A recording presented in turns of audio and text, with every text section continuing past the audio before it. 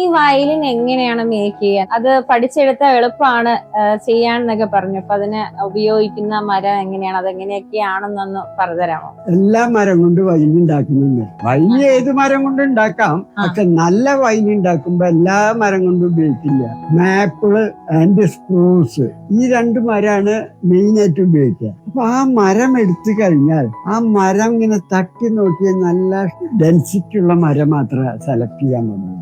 അങ്ങനെ സെലക്ട് ചെയ്ത് കഴിഞ്ഞാൽ അത് വയലിന്റെ ഷേപ്പ് വെട്ടി അത് കനം കുറച്ച് കഴിഞ്ഞാൽ അതിന് ഓരോ പോർഷനിലും ഇത്ര തിക്കനെസ് വേണമെന്ന് നിയമമുണ്ട്. ആ തിക്കനെസ്സിൽ പണിതിട്ട് അത് തട്ടി നോക്കിയാൽ അതിന് പ്രത്യേക ഫ്രീക്വൻസി ഉണ്ട്.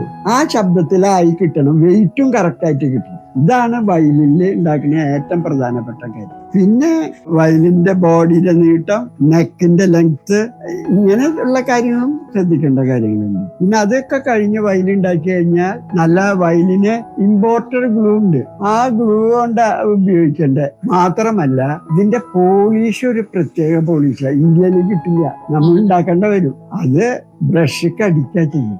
ഇപ്പൊ നമ്മുടെ നാട്ടിൽ വരുന്ന പോളിഷൊക്കെ കാറിനടിക്കണ ജാതി പോളിഷ് അടിക്കുമ്പോ അതൊക്കെ ഒരു പ്ലാസ്റ്റിക്കിന്റെ കോട്ടിങ് ജാതിയ വയലിൽ നിൽക്കുക. ശരിക്കും പറഞ്ഞാൽ ഒട്ടിപ്പിടിക്കുന്ന വസ്തു ഒന്നും അതൊന്നും കയറ്റാൻ പാടില്ല.